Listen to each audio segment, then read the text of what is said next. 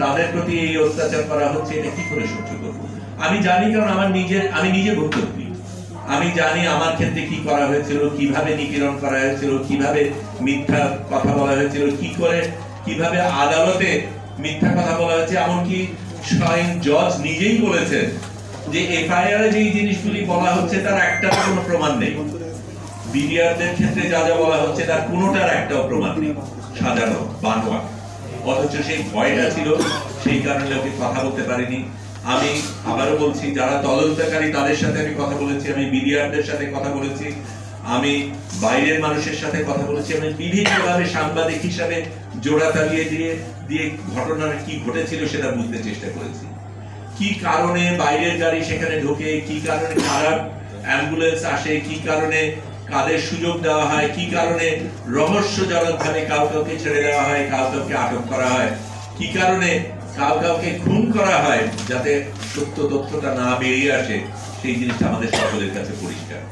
তারপরেও এরকম একটা অন্যায় হতে থাকবে, এটা আমরা হতে দিতে পারি না। আমরা অবশ্যই চাই সুবিচার হোক, আমরা অবশ্যই চাই নতুন কমিশন যেখানে এসেছে সেই কমিশন জোরালো ভাবে যা হওয়া উচিত প্রকৃত বিচার করে যেই মানুষগুলিকে, যে নির্দোষ মানুষগুলিকে এখনো হাজতে রাখা হয়েছে, যাদের এতগুলি বছর চলে গেছে, যাদের যৌবন চলে গেছে, তাদের প্রতি আমরা দয়া রাখি, তাদের প্রতি ন্যায় বিচার করি। রিয়াজের কথা বলছিলাম, অন্য জিনিস বলি, দিনের শেষে আমরা তো মানুষ। এবং আমার মনে আছে রিয়াজের সাথে তখন কথা হতো, সে তার প্রেমিকা তার জন্য বসেছিল, সে কবে বেরোবে, বেরোলে আবার তাদের মিলন হবে, তারা বিয়ে করবে। কিন্তু বছরের পর বছর এগিয়ে যাচ্ছে, রিয়াজ তার প্রেমিকাকে বলল, আর কতদিন বসবে, আমার জন্য বসে না, তোমার তো একটা ভবিষ্যৎ আছে, তোমার নিজের কথা ভাবো। যেই মানুষ তার নিজের প্রেমিকাকে বলে আমাকে ছেড়ে চলে যাও, তোমার নিজের ভবিষ্যতের কথা ভালো, সেই মানুষের সাথে আমরা প্রত্যেকে কিন্তু কোনো না কোনো ভাবে আমরা তো বুঝি প্রেম কি, হৃদ্যতা কি, ভালোবাসা কি।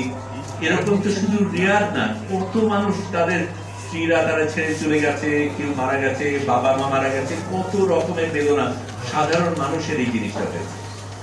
এই অন্যায় চলছে, চলবে, এটা আমরা হতে দিতে পারি না।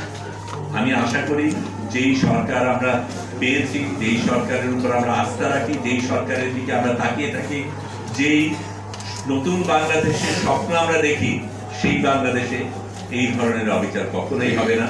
এবং সকল মিডিয়া তাদের প্রতি অন্যায় অবিচারে এইভাবে রাখা হয়েছে, তাদেরকে মুক্ত করা হবে, তারপরে একটা সুষ্ঠু তদন্ত হবে। ধন্যবাদ।